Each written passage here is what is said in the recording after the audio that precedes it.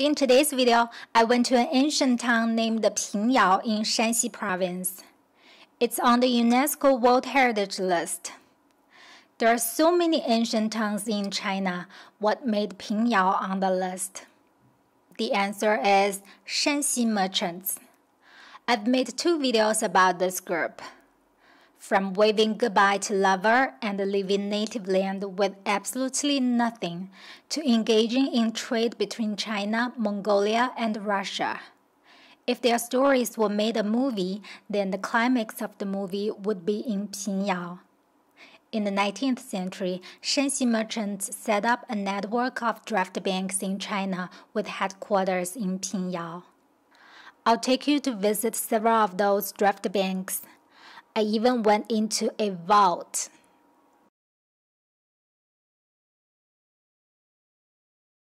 Hello, I'm Yan Yan. I'm in Pingyao, Shanxi province. This avenue is called the West Avenue. It used to be the Wall Street of China.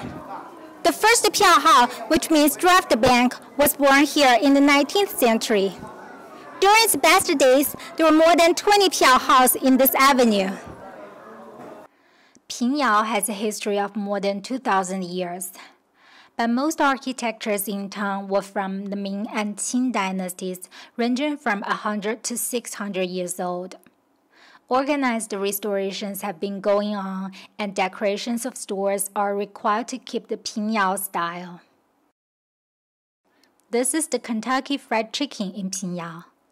Let me take a photo with colonial sandals in front of the KFC in Pingyao style.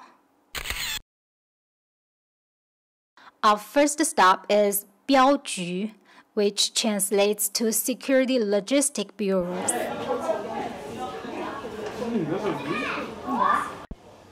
During the transportation of valuable commodities, Shanxi merchants were often raided by bandits.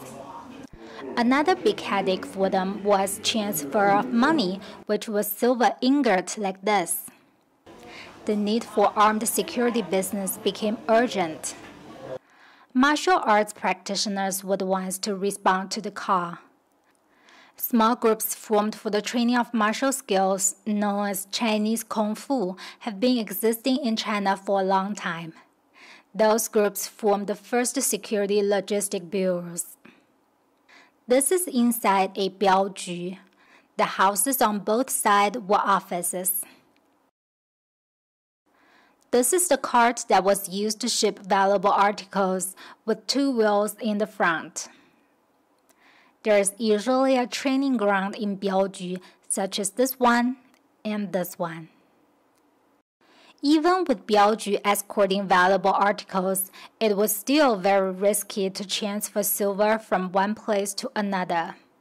Piaohao, which was like a draft bank, emerged. I'm standing outside the first Piaohao of China. It's called Rishengchang. It literally means sunrise prosperity. After a client deposited money in cash at the local branch office, the office would issue a draft to the client as an IOU. With the draft, the client could cash out at the designated branch. The rooms on the west and east side of the courtyard were finance department and operation department.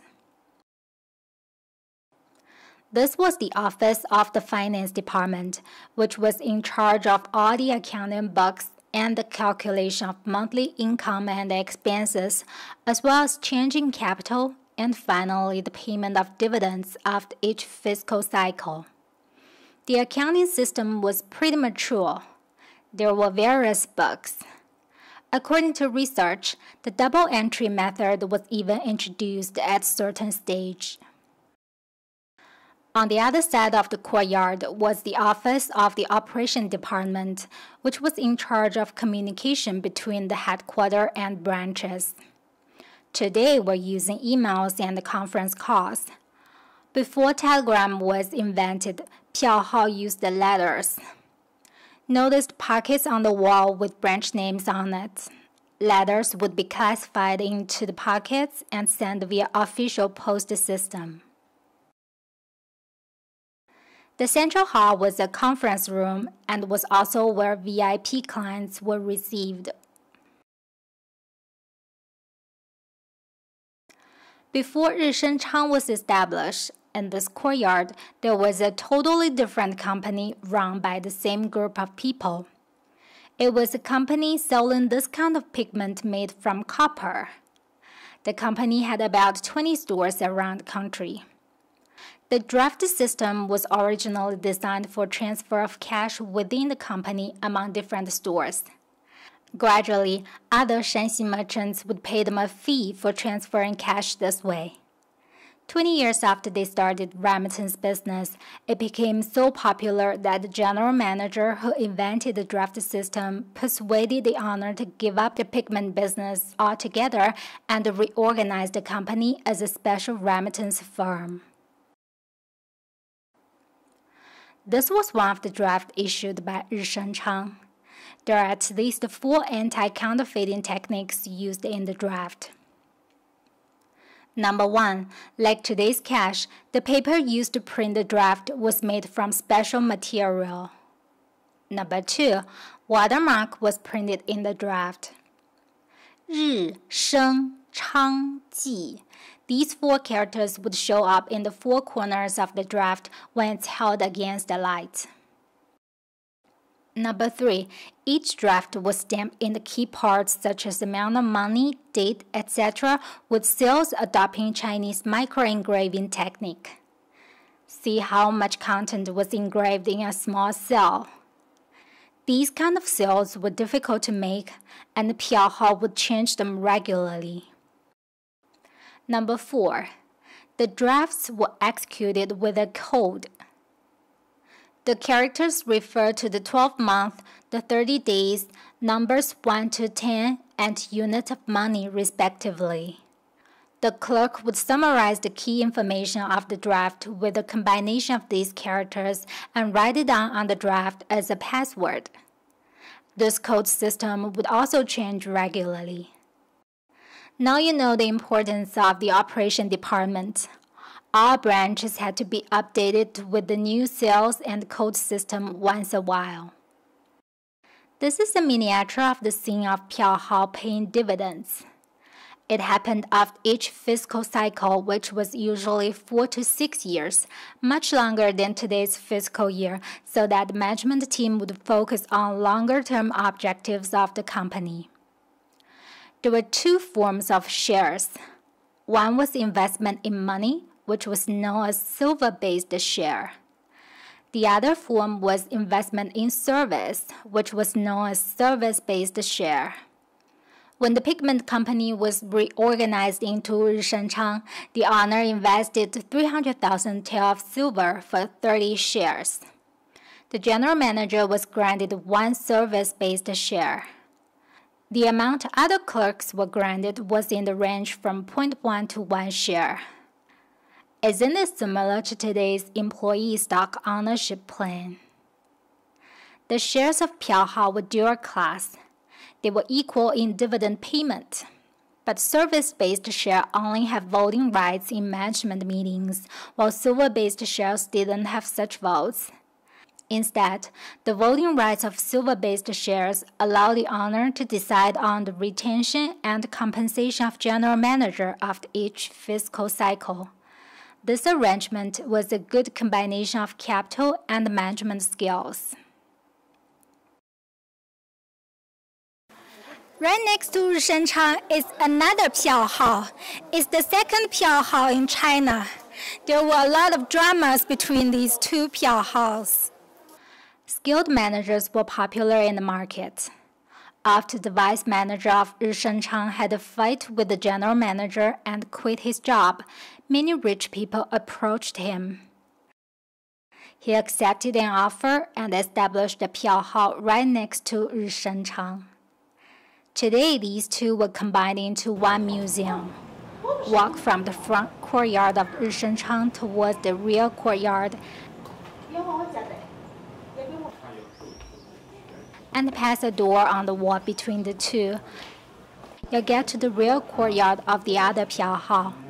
They look very similar. Actually, all houses in Shanxi pretty much have the same structure. There is a vault in each Piaohao, but the one in Rishengchang is not open to public. I'll take you to another Piaohao to see what a vault was like in Pingyao. This is called a gold well. Below is the vault. This person was explaining why in Mandarin sometimes we call withdraw money cash lifting, 提款. It's because in Piaohao, cash was literally lifted up from the well. This is the vault of a Piaohao. Hold your breath and come with me. Well, no need to hold breath because the silver inside are props, but still it's very impressive.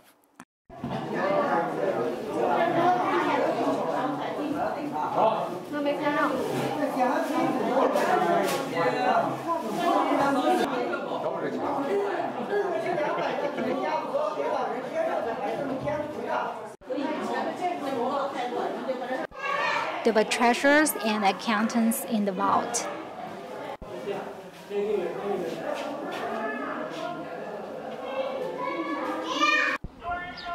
When a Chinese made a fortune, the first thing he would do is to buy or build a big house.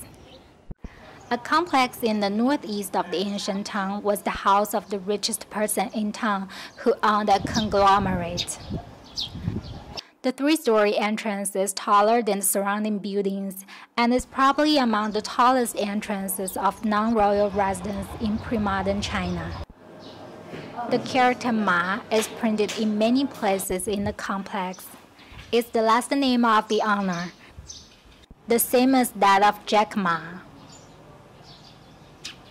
The brother who went west came back. He made a lot of money and built a big house in his hometown. Most tourists in Pingyao don't even know this place, but I highly recommend it. Although the courtyards in this complex are no different from others in town, the roofs are unique. They're interconnected. There's even a bridge connecting the two roofs, and this is my favorite part.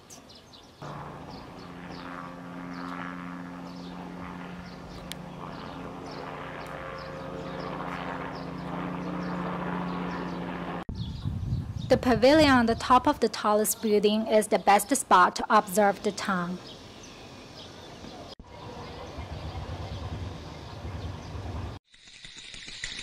Zhang Yimou's movie Raise the Red Lantern was filmed in the big house of a Shanxi merchant who was the son-in-law of Mr. Ma. The movie was about jealous, deception, rage, and struggle for love of 4 women in a wealthy family, a wife and 3 concubines. The drama also happened in the complex of Mr. Ma.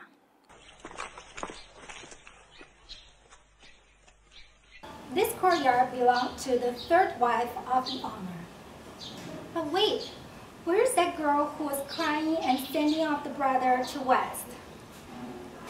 She became old and the brother became rich. The brother found new young girls.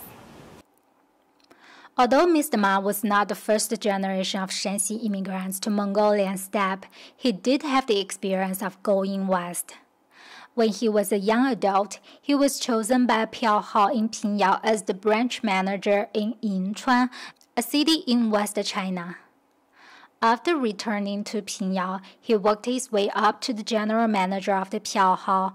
Then he started his own herbal medicine store and invested in Piaohao and many other businesses. 哥哥你走西口，小妹妹我实在难留，手拉着那哥哥的手，送歌送到大门口，紧紧地拉着。Do you still remember this song? The lover returned, but the love song changed tone.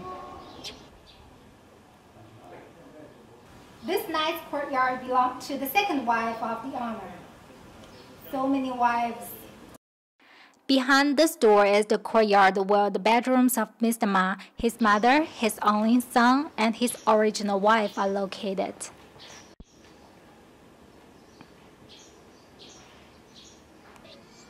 The small room next to the room of the maids in the said house belonged to the wife. That's the fate of the girl sending off her lover. Yeah. This is the story of Shanxi merchants. They were so rich that the emperor of the Qin dynasty once had to borrow money from them. But with the fall of the Qin dynasty and with China entering a period of chaotic wars in the first half of the 20th century, the fate of the Shanxi merchants was bankruptcy.